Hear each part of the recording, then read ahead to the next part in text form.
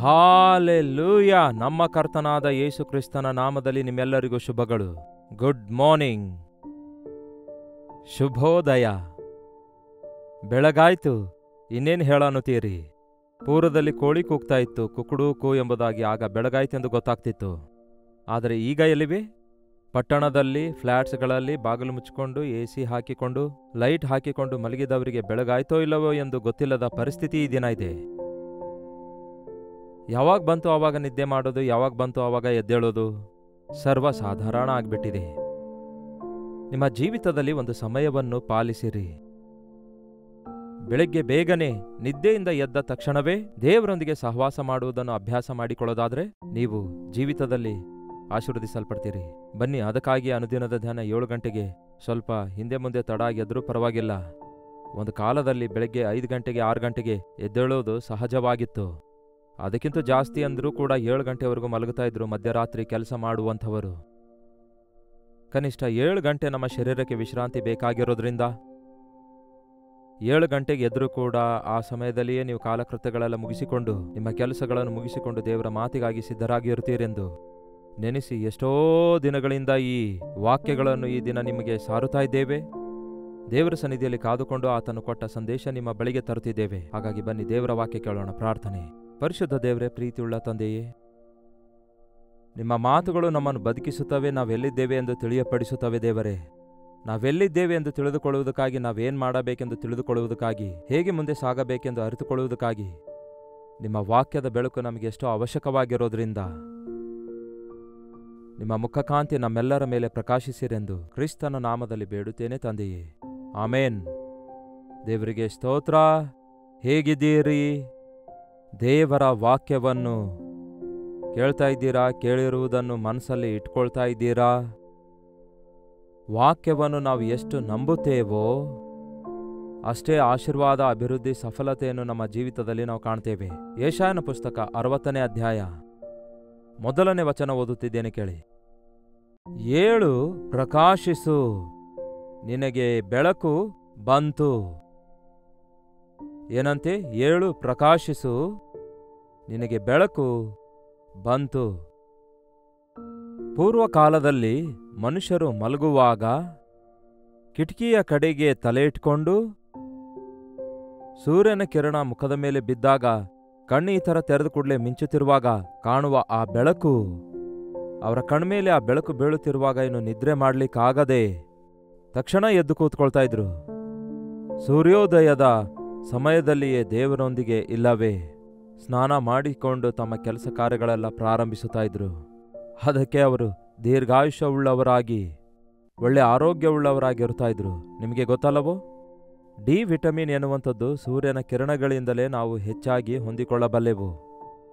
ಈ bone marrow, ಈ ಬೋನ್ cancer ಹೆಚ್ಚಾಗಲು ಕಾರಣವೇನು?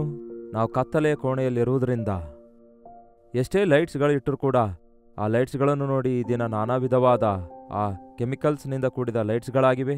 ನಮ್ಮ ಈ ಕಣ್ಣಿಗೆ ಹೊಳೆಯುವಂತೆ ಕಾಣಿದ್ರೂ ಕೂಡ ಅದು ಒಳ್ಳೆಯದಲ್ಲ ಎಂಬುದಾಗಿ ಗೊತ್ತಾಗ್ತದೆ. ಆ ರೇಸ್ ಒಳ್ಳೆಯದಲ್ಲ. ಅಷ್ಟೇ ಅಲ್ಲ, ಒಬ್ಬ ಮನುಷ್ಯನು ಪಾಪದಲ್ಲಿರುವಾಗ ಅವನು ಕತ್ತಲೆಯಲ್ಲಿರುತ್ತಾನೆ. ಅವನೇನ್ ಮಾಡ್ತಾನೆಂದು ಅವನಿಗೆ ಗೊತ್ತಿಲ್ಲ. ಕತ್ತಲೆಯಲ್ಲಿ ಇರೋದಂದ್ರೆ ಏನು? ನಾನು ಹೇಗಿದ್ದೇನೆಂದು ಗೊತ್ತಿಲ್ಲದೇ ಇರೋದು, ನಾನು ಎಲ್ಲಿಗೆ ಹೋಗ್ತೇನೆಂದು ಗೊತ್ತಿಲ್ಲದೇ ಇರೋದು ಕತ್ತಲೆಯಲ್ಲಿ ಇರುವುದಕ್ಕೆ ಸಮಾನವಾಗಿದೆ. ಈ ದಿನ ಮನುಷ್ಯರು ಪಕ್ಕ ಬೆಳಕಿನಲ್ಲಿರಬಹುದು, ಆದರೆ ತಮ್ಮ ಆಧ್ಯಾತ್ಮಿಕ ಜೀವಿತದಲ್ಲಿ ತಾವು ಅಂಧಕಾರದಲ್ಲಿದ್ದೇವೆ ಎಂಬ ಸಂಗತಿ ಮರೆಯುತ್ತಿದ್ದಾರೆ. ನಾನೇನ್ ಮಾಡಿದ್ರೂ ಒಳ್ಳೆಯದೇ, ನಾನೇನ್ ಮಾಡಿದ್ರೂ ಸರಿಯಾಗಿದೆ ಎಂಬುದಾಗಿ ಎಂದು ಹೇಳುವ ಮನುಷ್ಯರನ್ನು ನಾವು ನೋಡ್ತಾ ಇದ್ದೇವಲ್ಲವೇ? ನಾನು ಹೇಳಿದ್ದೇ ಸರಿ, ನಾನು ಚೆನ್ನಾಗಿದ್ದೇನೆ, ಎಲ್ಲರಿಗಿಂತಲೂ ಚೆನ್ನಾಗಿದ್ದೇನೆ ಎಂದು ಹೇಳುವ ಮಾತು ಕೇಳ್ತೇವಲ್ಲವೇ?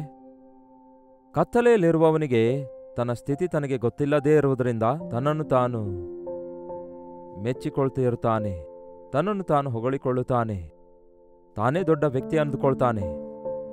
ಆದರೆ ಯಾವಾಗ ಬೆಳಕು ನಮ್ಮ ಮೇಲೆ ಬರುತ್ತದೋ, ಬೆಳಕು ಸಮಸ್ತವನ್ನು ಸ್ಪಷ್ಟವಾಗಿ ತೋರಿಸಿಕೊಡುತ್ತೆ. ಪ್ರಿಯರೇ, ಸತ್ಯವೇದದಲ್ಲಿ ಹೀಗೆ ಬರೆಯಲಾಗಿದೆ. ಯೋಹಾನ ಸುವಾರ್ತೆ 3ನೇ ಅಧ್ಯಾಯ, ಆ ವಚನ ನೋಡೋಣ ಬನ್ನಿ. ಯೋಹಾನ ಸುವಾರ್ತೆ 3ನೇ ಅಧ್ಯಾಯ. ಯೋಹಾನ ಸುವಾರ್ತೆ 3ನೇ ಅಧ್ಯಾಯ just give me a moment. Yeah 19ನೇ ವಚನ.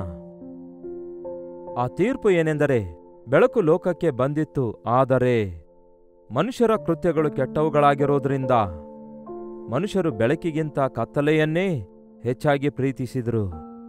ಕೆಟ್ಟದನ್ನು ಮಾಡುವ ಪ್ರತಿಯೊಬ್ಬನೂ ಬೆಳಕನ್ನು ಸಹಿಸುವುದಿಲ್ಲ, ತಮ್ಮ ಕೃತ್ಯಗಳು ದುಷ್ಕೃತ್ಯಗಳಾಗಿ ತೋರಿ ಬಂದಾವೆಂದು ಬೆಳಕಿಗೆ ಬರುವುದಿಲ್ಲ. ಬೆಳಕು ಲೋಕಕ್ಕೆ ಬಂದಿತ್ತು ಏನಂತೆ? ಮೊದಲನೇ ದಿನದಲ್ಲಿ ದೇವರು ಬೆಳಕನ್ನು ಉಂಟು ಮಾಡಿದಾರಲ್ಲವೇ ಅನ್ನುತ್ತೀರೋ? ಅಷ್ಟೇ ಅಲ್ಲ, ಆದಿಯಲ್ಲಿ ದೇವರು ವಾಕ್ಯವಾಗಿದ್ದಾರೆ. ವಾಕ್ಯದ ಬೆಳಕಿನಲ್ಲಿ ಮನುಷ್ಯರನ್ನು ನಡೆಸಿದ್ದಾರೆ. ಒಂದು ನಿಜವಾದ ಬೆಳಕಿದೆ, ಅದು ಮೇಲಿನಿಂದ ಬಂದು ಪ್ರತಿಯೊಬ್ಬರನ್ನು ಬೆಳಗಿಸುತ್ತದೆ ಎಂದು ಯೋಹಾನ ಸುವಾರ್ತೆ 1ನೇ ಅಧ್ಯಾಯದಲ್ಲಿ ನೋಡ್ತೇವೆ.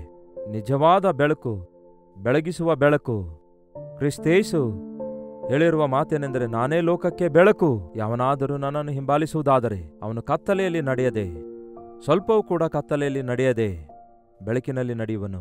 ದುಷ್ಕಾರ್ಯಗಳನ್ನು ಮಾಡುವವರು, ಪಾಪಿಷ್ಟ ಕಾರ್ಯಗಳನ್ನು ಮಾಡುವವರು, ವ್ಯಭಿಚಾರ, ಕಳ್ಳತನ, ಮೋಸ, ಸುಳ್ಳುಗಳು, ತಂತ್ರಗಳನ್ನು ಮಾಡುವಂಥವರು ಕತ್ತಲೆಯಲ್ಲಿ ಅವುಗಳನ್ನು ಮಾಡ್ತಾರೆ. ಕತ್ತಲೆ ಅಂದರೆ ಲೈಟ್ ಹಾಕಿದ್ರೂ ಕೂಡ ಯಾರಿಗೂ ಗೊತ್ತಾಗದಂತೆ ರಹಸ್ಯವಾಗಿ ಮಾಡೋದು. ಹೃದಯ ರಹಸ್ಯ ಅರಿತಿರುವ ದೇವರಿಗೆ ಎಲ್ಲವೂ ಗೊತ್ತು ಪ್ರಿಯರೇ. ದೇವರ ಕಣ್ಣಿನಿಂದ ಮರೆಯಾದವನು ಯಾರಿದ್ದಾರೆ ಹೇಳಿ?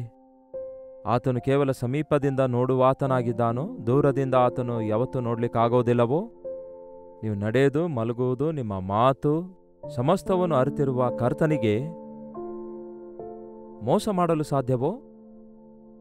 ಯೇಸು ಈ ಲೋಕಕ್ಕೆ ಬಂದರೂ ಕೂಡ ಯಾಕೆ ಅನೇಕರು ಆತನ ಬಳಿಗೆ ಬರಲಿಲ್ಲ ಗೊತ್ತಾ? ಅವರ ಸ್ಥಿತಿಯನ್ನು ಆ ಬೆಳಕು ಬಯಲುಪಡಿಸಿತು. ಬೆಳಕು ಬಂದಿತು. ಅದಕ್ಕೆ ದೇವರ ವಾಕ್ಯದ ಕುರಿತು ದಾವೀದನು ಹೇಳ್ತಾನೆ, ನಿನ್ನ ವಾಕ್ಯವು ಪ್ರಕಾಶಿಸುವಂತಹ ಬೆಳಕಿನಂತೆ ಇದೆ. ಯಾಕೆ ಕೇಳೋದಿಲ್ಲ ದೇವರ ವಾಕ್ಯ? ದೇವರ ವಾಕ್ಯ ಕೇಳ್ತಿರುವಾಗ ನನಗೆ ಚುಚ್ಕೊಳ್ಳುತ್ತೆ ಮನಸ್ಸಲ್ಲಿ ಅನ್ನುತ್ತಾರೆ. ನನ್ನ ಸಂಗತಿಯೇ ಹೇಳ್ತಿದ್ದಾರೆ ಅನ್ನುತ್ತಾರೆ ಕೆಲವರು. ನಿಮ್ಮ ಸಂಗತಿ ಅಲ್ಲದೆ ಮತ್ತೆ ಯಾರ ಸಂಗತಿ ಹೇಳಬೇಕು? ಒಬ್ಬ ವೈದ್ಯರ ಬಳಿಗೆ ಹೋಗಿದ್ದೀರಿ ಅಂದ್ಕೊಳ್ಳಿ. ನಿಮ್ಮನ್ನು ಪರಿಶೀಲಿಸಿ ನಿಮ್ಮ ಬಗ್ಗೆ ಹೇಳ್ತಾರೋ, ನಿಮ್ಮ ಮನೆಯವರ ಬಗ್ಗೆ ಹೇಳ್ತಾರೋ? ನಿಮಗೆ ಔಷಧಿ ಕೊಡ್ತಾರೋ, ಇಲ್ಲವೇ ಮನೆಯಲ್ಲಿರುವವರಿಗೆ ಔಷಧಿ ಕೊಟ್ಟು ಕಳಿಸುತ್ತಾರೋ? ಒಂದು ವೇಳೆ ಆ ರೀತಿ ಹೇಳೋದಾದರೆ ನೀವೇನನ್ನುತ್ತೀರಿ ಗೊತ್ತಾ? ಇದು ನಿಮ್ಮ ಅಮ್ಮಳಿಗೆ ಕೊಡಿರಿ, ತಂದೆಗೆ ಕೊಡಿರಿ, ನಿಮ್ಮ ಹೆಂಡತಿಗೆ ಕೊಡಿರಿ, ಈ ಟಾನಿಕ್ ನಿಮ್ಮ ಮಕ್ಕಳಿಗೆ ಕೊಡಿರಿ ಎಂದು ಬರೆದು ಕೊಟ್ಟರೆ ಮತ್ತೆ ನನ್ನ ಸಂಗತಿ ಏನೆಂದು ಕೇಳ್ತೀರಲ್ಲವೇ? ಹಾಗೆಯೇ ದೇವರ ಬಳಿಗೆ ಹೋದಾಗ ಬೇರೆಯವರ ಸಂಗತಿಗಿಂತಲೂ ಮುಖ್ಯವಾಗಿ ನನ್ನ ಸಂಗತಿ ಏನು ದೇವರೇ? ನನ್ನ ಸ್ಥಿತಿ ಹೇಗಿದೆ ನೋಡಿ. ಟೆಸ್ಟ್ ರಿಪೋರ್ಟ್ಸ್ಗಳು ಬಂದಾಗ ನಮ್ಗೆ ಅರ್ಥ ಆಗದಿದ್ರೂ ಕೂಡ ಆ ಎಕ್ಸ್ರೇ ನಾವು ಕೂಡ ನೋಡಲು ಇಚ್ಛಿಸ್ತೇವೆ. ಯಾವ ದೋಷ ಇದೆ ತಿಳ್ಕೊಳ್ಳಲು ಬಯಸ್ತೇವೆ. ಅದೇ ರೀತಿ ಪ್ರತಿ ಸಾರಿ ವಾಕ್ಯದ ಕಿರಣಗಳು ನಮ್ಮ ಮೇಲೆ ಬೀಳುವಾಗ ನಮ್ಮ ಹೃದಯ ಪರಿಶೀಲಿಸಿಕೊಳ್ಳುವುದಾದರೆ ಚಿಕ್ಕ ಚಿಕ್ಕ ತಪ್ಪುಗಳು, ಚಿಕ್ಕ ಚಿಕ್ಕ ಆ ಪಾಪಗಳು, ಬಲಹೀನತೆಗಳು, ಅವಿಧೇಯತೆಗಳನ್ನು ನಾವು ತಿಳಿದುಕೊಳ್ಳಬಲ್ಲೆವು. ಏಳು ಪ್ರಕಾಶಿಸು, ನಿನಗೆ ಬೆಳಕು ಬಂತು. ಪ್ರತಿ ವಾಕ್ಯವೂ ಅನುದಿನದ ಧ್ಯಾನದ ರೂಪದಲ್ಲಿ ನಿಮ್ಮ ಬಳಿಗೆ ಬರೋದಾದರೆ ಬೆಳಕು ನಿಮ್ಮ ಮೇಲೆ ಪ್ರಕಾಶಿಸಿತು ಎಂದ ಅರ್ಥ. ಮತ್ತರಾಗಿರಬೇಡಿರಿ, ಎದ್ದೇಳಿರಿ, ನಿಮ್ಮ ಸ್ಥಿತಿಯನ್ನು ನೀವು ನೋಡಿಕೊಳ್ಳಿರಿ. ಅಷ್ಟೇ ಅಲ್ಲ ಪ್ರಿಯರೇ, ನಾವು ಲೈಟ್ಸ್ಗಳನ್ನು ಬೆಳಗ್ಗೆ ಎದ್ದ ತಕ್ಷಣವೇ ದೀಪಗಳನ್ನು ಆನ್ ಮಾಡ್ತೇವೆ. ಬಾಗಿಲು ಕಿಟಕಿಗಳನ್ನು ತೆರೆದು ಬೆಳಕು ಒಳಗೆ ಬರಬೇಕು ಎಂದು ಆಶಿಸುತ್ತೇವಲ್ಲವೇ? ಕನ್ನಡಿಯ ಮುಂದೆ ನಿಂತಾಗ ಕನ್ನಡಿ ಮುಂದೆ ಲೈಟ್ ಹಾಕಿಕೊಳ್ತೇವೆ. ಆ ಬೆಳಕಿನಲ್ಲಿ ನಮ್ಮ ಮುಖ ಸರಿಪಡಿಸಿಕೊಳ್ತೇವೆ. ಆ ಮುಖದಲ್ಲಿ ಇರುವ ಕಲ್ಮಶ ಏನಾಗಿರುತ್ತೋ ಅದನ್ನು ತೊಳೆದುಕೊಳ್ಳುತ್ತೇವೆ. ಅದೇ ರೀತಿಯಾಗಿ ವಾಕ್ಯದ ಬೆಳಕಿನಲ್ಲಿ ನಮ್ಮ ಮುಖವನ್ನು ತೊಳೆದುಕೊಳ್ಳುವುದಾದರೆ, ವಾಕ್ಯವನ್ನು ನಾವು ಅಂಗೀಕರಿಸುವುದಾದರೆ ನಮ್ಮ ವಿಷಯದಲ್ಲಿರುವ ದೇವರ ಮಹಾಪ್ರಣಾಳಿಕೆ ಅರಿತುಕೊಳ್ಳಬಲ್ಲೆವು. ಏಳು ಪ್ರಕಾಶಿಸು, ನಿನಗೆ ಬೆಳಕು ಬಂದಿತು, ಯೆಹೋವನ ಮಹಿಮೆ ನಿನ್ನ ಮೇಲೆ ಉದಯಿಸಿತು. ಇಗೋ, ಕತ್ತಲೆಯು ಭೂಮಿಯನ್ನು ಆವರಿಸಿದೆ, ಕಾರ್ಗತ್ತಲು ಜನಾಂಗಗಳನ್ನು ಮುಚ್ಚಿದೆ. ಲೋಕದಲ್ಲಿ ಕತ್ತಲೆ ಹೆಚ್ಚಾಗ್ತಿದೆ ಪ್ರಿಯರೇ. ಕತ್ತಲೆ ಅನ್ನುವಾಗ ಚೆನ್ನಾಗಿ ಹೊಳೆಯುತ್ತಾ ಇರುವ ಲೈಟ್ಸ್ಗಳಿರುತ್ತವೆ. ಆದರೆ ಹಗಲ ಹೊತ್ತಿನಲ್ಲಿಯೇ ಮಧ್ಯರಾತ್ರಿಯಲ್ಲಿ ಮಾಡುವ ಅಪವಿತ್ರವಾದ ಕಾರ್ಯಗಳು ನಡುರೋಡಲ್ಲಿ ನಡೆಯುವುದನ್ನು ನೋಡ್ತಿದ್ದೇವಲ್ಲವೇ? ಕತ್ತಲೆಯ ಕಾರ್ಯಗಳು ಅವು. ಪಾಪ ಹೆಚ್ಚಾಗ್ತಿದೆ. ಅವಿಧೇಯತೆ, ಅನ್ಯಾಯ, ಮೋಸ, ದರೋಡೆ ಹೆಚ್ಚಾಗ್ತಾ ಇವೆ. ವಾಕ್ಯಾನುಸಾರವಾಗಿ ಹೇಗೆ ಬದುಕಬೇಕು, ದೇವರಿಗೆ ಇಷ್ಟವಾಗಿ ಹೇಗೆ ಇರಬೇಕು ಎಂದು ಮನುಷ್ಯರು ಅರಿಯಲಾರದಷ್ಟರ ಮಟ್ಟಿಗೆ ಲೋಕದಲ್ಲಿ ಪಾಪವು ವಿಸ್ತರಿಸುತ್ತಾ ಇದೆ. ನೀವು ಇಂತಹ ಕತ್ತಲೆಯ ಲೋಕದಲ್ಲಿ ನನ್ನ ಬೆಳಕಿನಲ್ಲಿ ನಡೆಯಿರಿ, ನನಗೆ ಸಾಕ್ಷಿಗಳಾಗಿರಿ. ಪರಿಶುದ್ಧರಾಗಿ ನಡೆದುಕೊಳ್ಳಿರಿ ಎಂದು ದೇವರು ಹೇಳ್ತಿದ್ದಾರೆ. ಇನ್ನು ಎಫೆಸ ಪತ್ರಿಕೆಯಲ್ಲಿ ನೋಡೋದಾದರೆ ವಾಕ್ಯ ಹೇಳ್ತದೆ, ಎಫೆಸ ಪತ್ರಿಕೆಯಲ್ಲಿ 5ನೇ ಅಧ್ಯಾಯ 11ನೇ ವಚನದಿಂದ ಓದುತ್ತಿದ್ದೇನೆ ಕೇಳ್ರಿ. ಕತ್ತಲಿಗೆ ಸಂಬಂಧವಾದ ಕೃತ್ಯಗಳಲ್ಲಿ ಪಾಲುಗಾರರಾಗದೆ ಅವುಗಳನ್ನು ಖಂಡಿಸಿರಿ. ಅಂಧಕಾರದ ಕ್ರಿಯೆಗಳಿವೆ ಈ ಲೋಕದಲ್ಲಿ. ಕದ್ದು ಮುಚ್ಚು ಮಾಡುವ ಕೆಲಸಗಳೆಲ್ಲ ಅಂಧಕಾರದ ಕಾರ್ಯಗಳಾಗಿವೆ. ಯಾರಿಗೂ ಗೊತ್ತಾಗದಂತೆ ಮಾಡುವಂಥದ್ದು ಕತ್ತಲೆ ಕಾರ್ಯಗಳಾಗಿವೆ. ಕತ್ತಲೆಯಲ್ಲಿ ಮಾಡುವ ಪ್ರತಿ ಪಾಪವು ಸೈತಾನನ ಸಂಬಂಧವಾಗಿದೆ. ಅಂಥವರೊಂದಿಗೆ ನೀವು ಪಾರ್ಟಿಸಿಪೇಟ್ ಮಾಡಬೇಡಿ, ಅವುಗಳನ್ನು ಖಂಡಿಸಿರಿ. ಆ ಜನರು ರಹಸ್ಯವಾಗಿ ನಡೆಸುವ ಕೆಲಸಗಳನ್ನು ಕುರಿತು ಮಾತಾಡುವುದಾದರೂ ನಾಚಿಕೆಗೆ ಕಾರಣವಾಗಿದೆ, ಇಲ್ಲವೇ ಅವಮಾನಕರವಾಗಿದೆ. ನಾಚಿಕೆ ಇಲ್ಲದಂತೆ ಕತ್ತಲೆಯಲ್ಲಿ ಮಾಡುವಂತಹ ಕಾರ್ಯಗಳ ಕುರಿತಾಗಿ ಹೇಳಿಕೊಳ್ಳೋದು ಕೂಡ ನಾಚಿಕೆಯಾಗಿರುತ್ತೆ. ಮಲಗುವ ಕೋಣೆಯಲ್ಲಿ ಗಂಡ ಹೆಂಡತಿಯರ ನಡುವೆ ಇರಬೇಕಾದ ಆ ಬಾಂಧವ್ಯ ಈ ದಿನ ಬಹಿರಂಗವಾಗಿ ಮಕ್ಕಳು ದೊಡ್ಡವರು ಎಂಬ ವ್ಯತ್ಯಾಸವಿಲ್ಲದೆ ಈ ದಿನ ಬೆಳಕಿನೊಳಗೆ ತಂದು, ಮೀಡಿಯಾದ ಮೂಲಕ ತಂದು, ಮೂವೀಸ್ ಮೂಲಕ ತಂದು, ಅಡ್ವರ್ಟೈಸ್ ಮೂಲಕ ತಂದು ಈ ದಿನ ಲೋಕವೆಲ್ಲ ಎಷ್ಟೋ ಹೆಚ್ಚಾಗಿ ಪಾಪದಿಂದ ತುಂಬಿಕೊಳ್ಳುತ್ತಾ ಇದೆ ನೋಡಿ. ಕತ್ತಲೆಯ ಕಾರ್ಯಗಳು ಹೆಚ್ಚಾಗ್ತಾ ಇವೆ. ಇದು ತಪ್ಪಲ್ಲ, ಇದರಲ್ಲಿ ತಪ್ಪೇನೂ ಇಲ್ಲ, ಇದು ಸರ್ವಸಾಧಾರಣವೇ. ಹೆಂಡತಿಯನ್ನು ಬಿಡೋದೇನು ತಪ್ಪಲ್ಲ, ವ್ಯಭಿಚಾರ ಮಾಡೋದೇನು ತಪ್ಪಲ್ಲ. ಈ ದಿನ ಕೆಲವೊಂದು ದೇಶಗಳಿವೆ, ಆ ದೇಶದ ಕಾನೂನು ವ್ಯಭಿಚಾರಕ್ಕೆ ಸಮ್ಮತಿಸಿದೆ, ತಪ್ಪೇ ಇಲ್ಲ ಅನ್ನುತ್ತಾರೆ. ಎಲ್ಲಂದ್ರೆ ಅಲ್ಲಿ, ಯಾವಾಗ ಅಂದ್ರೆ ಆವಾಗ, ಹೇಗಂದ್ರೆ ಹಾಗೆ. ಅವರು ಎಷ್ಟೇ ವ್ಯಭಿಚಾರ ಮಾಡಿದ್ರು, ಯಾರೊಂದಿಗೆ ವ್ಯಭಿಚಾರ ಮಾಡಿದ್ರು ಕೂಡ, ಅಂದ್ರೆ ಸ್ತ್ರೀಯರೊಂದಿಗೆ ಪುರುಷರೊಂದಿಗೆ, ಪರ ಪುರುಷನೊಂದಿಗೆ ಪರ ಸ್ತ್ರೀಯೊಂದಿಗೆ ಯಾವುದೇ ತಪ್ಪು ಮಾಡಿದ್ರು ಕೂಡ ಅದು ಕಾನೂನಿನ ಪ್ರಕಾರ ತಪ್ಪೇ ಅಲ್ಲ ಅಂತೆ. ಅಂತಹ ಶಾಸನಗಳಿರುವ ದೇಶಗಳು ಕೂಡ ಇವೆ. ಎಷ್ಟು ಭಯಂಕರ! ಪಾಪ ಹೆಚ್ಚಾಗ್ತಾ ಇದೆ, ಅಂಧಕಾರ ಸುತ್ತಲೂ ಕವಿಯುತ್ತಾ ಇದೆ. ಇದು ತಪ್ಪು ಎಂದು ಗೊತ್ತಿಲ್ಲದಂತಹ ಪರಿಸ್ಥಿತಿಯಲ್ಲಿ ಬೆಳೆಯುತ್ತಿರುವ ಮಕ್ಕಳಿಗೆ ಅವರು ಮಾಡುವುದು ತಪ್ಪೆಂದು ಗೊತ್ತಾಗಲಾರದೆ ಭಯಂಕರವಾದ ಪಾಪ ಕಾರ್ಯಗಳಿಗೆ ಗುರಿಯಾಗ್ತಿದ್ದಾರೆ. ಸಮಸ್ತವನ್ನು ಬೆಳಕೆ ಖಂಡಿಸುತ್ತದೆ. ಅದಕ್ಕೆ ಸುವಾರ್ತೆಯ ಪ್ರಕಾಶ ಬೆಳಗಿಸಬೇಕು, ಸುವಾರ್ತೆ ಪ್ರಕಟಿಸಬೇಕು. ಕಿವಿಯುಳ್ಳವನು ಕೇಳಲಿ. ಇದು ತಪ್ಪು ತಪ್ಪೇ. 100 ಜನ ಮಾಡಿದ್ರೂ ಸಹ, 1000 ಜನ ಮಾಡಿದ್ರೂ ಸಹ, 1,00,000 ಜನ ಮಾಡಿದ್ರೂ ಸಹ ತಪ್ಪು ತಪ್ಪಾಗಿರುತ್ತೆ ಹೊರತು ಹೆಚ್ಚು ಜನ ಮಾಡಿರೋದ್ರಿಂದ ಅದು ರೈಟ್ ಆಗೋದಿಲ್ಲ. ಬೆಳಕು ಖಂಡಿಸುತ್ತದೆ, ಬೆಳಕು ಬಯಲುಪಡಿಸುತ್ತದೆ. ಇಂತಹ ಸಮಯದಲ್ಲಿ ದೇವರ ಮಕ್ಕಳಾಗಿರುವ ನಾವು ಕೂಡ ಲೋಕಾನುಸಾರವಾಗಿ ಲೋಕದಲ್ಲಿರುವ ನಟನೆಯನ್ನು ಅನುಸರಿಸುವವರಾಗಿರದೆ ವಾಕ್ಯದ ಬೆಳಕಿನಲ್ಲಿ ನಡೆಯಬೇಕೆಂದು ಕರ್ತನು ನಮಗೆ ಆಹ್ವಾನಿಸುತ್ತಿದ್ದಾರೆ, ಕರೆಯುತ್ತಿದ್ದಾರೆ.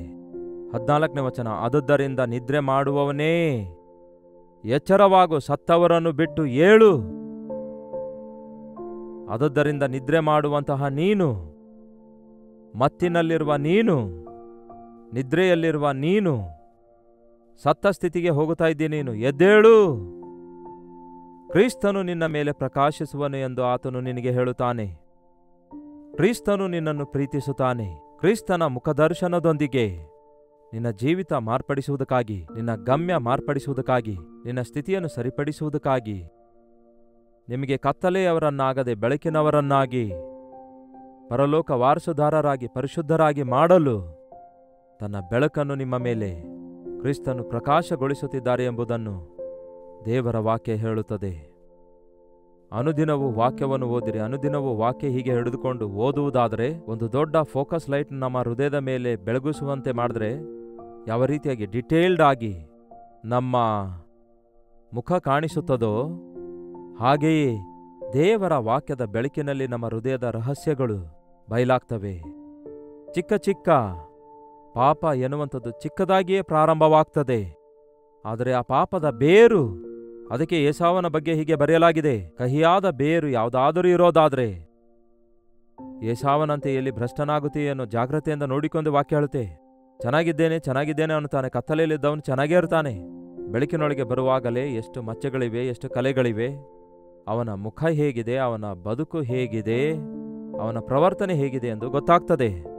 ಅದಕ್ಕೆ ಯೇಸು ಹೇಳ್ತಿದ್ದಾರೆ, ಬನ್ನಿರಿ, ನನ್ನ ಮುಖದ ಕಾಂತಿ ನಿಮ್ಮ ಮೇಲೆ ಪ್ರಕಾಶಿಸುತ್ತೇನೆ, ನಿಮ್ಮ ಸ್ಥಿತಿ ನೀವು ತಿಳಿದುಕೊಳ್ಳುವಂತೆ ಮಾಡುತ್ತೇನೆ, ನೀವು ಸರಿಪಡಿಸಿಕೊಳ್ಳಿರಿ. ನನಗೆ ಸಾಕ್ಷಿಗಳಾಗಿರುವ ಹಾಗೆ ನಾನು ನಿಮ್ಮನ್ನು ಆಶೀರ್ವದಿಸ್ತೇನೆ. ಈ ಕತ್ತಲೆಯ ಲೋಕದಲ್ಲಿರುವವರನ್ನು ನೋಡಿ ಅವರನ್ನು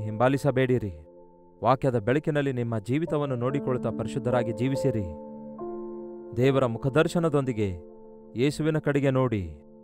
ಯೇಸುವಿನ ಕಡೆಗೆ ನೋಡುವವರ ಮುಖವು ಪ್ರಕಾಶಿಸುತ್ತೆ. ಮೋಶೆ ದೇವರ ಸನ್ನಿಧಿಯಲ್ಲಿ ಕೂತ್ಕೊಂಡು ಪ್ರಾರ್ಥಿಸಿದಾಗ ಅವನ ಮುಖಕಾಂತಿ ಪ್ರಕಾಶಿಸಿತು. ಪ್ರತಿದಿನ ಅನುದಿನದ ಧ್ಯಾನದಲ್ಲಿ ಐಕ್ಯವಾಗಿರಿ, ಒಬ್ಬಂಟಿಗರಾಗಿ ಮೊಳಕಾಲೂರಿ ಪ್ರಾರ್ಥಿಸಿರಿ, ದೇವರ ಸನ್ನಿಧಿಯಲ್ಲಿ ಕೂತ್ಕೊಂಡು ಆತನೊಂದಿಗೆ ಸಹವಾಸ ಮಾಡಿರಿ. ನೀವು ವಾಕ್ಯ ಓದುವಾಗ ವಾಕ್ಯದ ಬೆಳಕಿನಲ್ಲಿ ನಿಮ್ಮ ಬಲಹೀನತೆ ಏನೆಂದು ನಿಮಗೆ ಗೊತ್ತಾಗುತ್ತೆ. ಕ್ರಿಸ್ತೇಸುವಿನ ರಕ್ತ ನಿಮ್ಮನ್ನು ತೊಳೆಯುವುದರಿಂದ ನೀವು ಶುದ್ಧರಾಗಿ ಆತನಿಗಿಷ್ಟರಾಗಿ ಮಾರ್ಪಡ್ತೀರಿ. ಪ್ರಾರ್ಥನೆ. ಪರಿಶುದ್ಧ ದೇವರೇ, ಪ್ರೀತಿಯುಳ್ಳ ತಂದೆಯೇ, ಈ ಸಮಯದಲ್ಲಿ ಯಾರ್ಯಾರು ಈ ವಾಕ್ಯ ಕೇಳಿದ್ದಾರೆಂದು ನಿಮಗೆ ಗೊತ್ತು.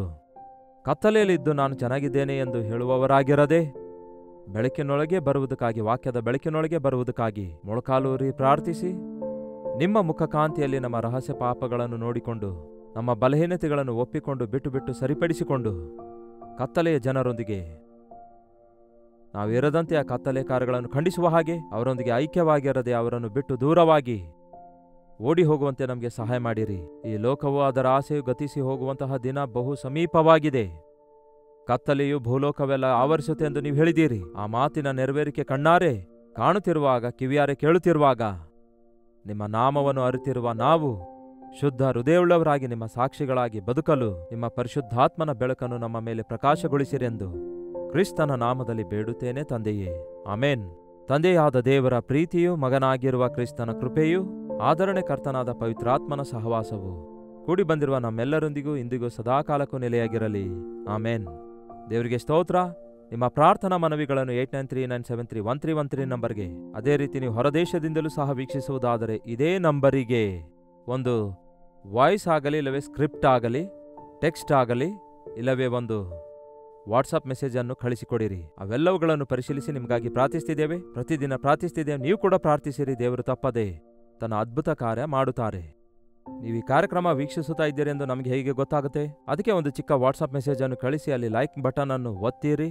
ಇದನ್ನು ಶೇರ್ ಮಾಡಿರಿ. ಅವರು ಕೂಡ ಮೇಲನ್ನು ಹೊಂದುತ್ತಾರೆ. ಈ ಚಾನಲ್ ಇನ್ನೂ ಸಬ್ಸ್ಕ್ರೈಬ್ ಮಾಡಿಕೊಳ್ಳದಿದ್ದರೆ ಅಂದರೆ doctor Jayapal Kannada YouTube channel ಅನ್ನು ಸಬ್ಸ್ಕ್ರೈಬ್ ಮಾಡಿಕೊಳ್ಳಿರಿ.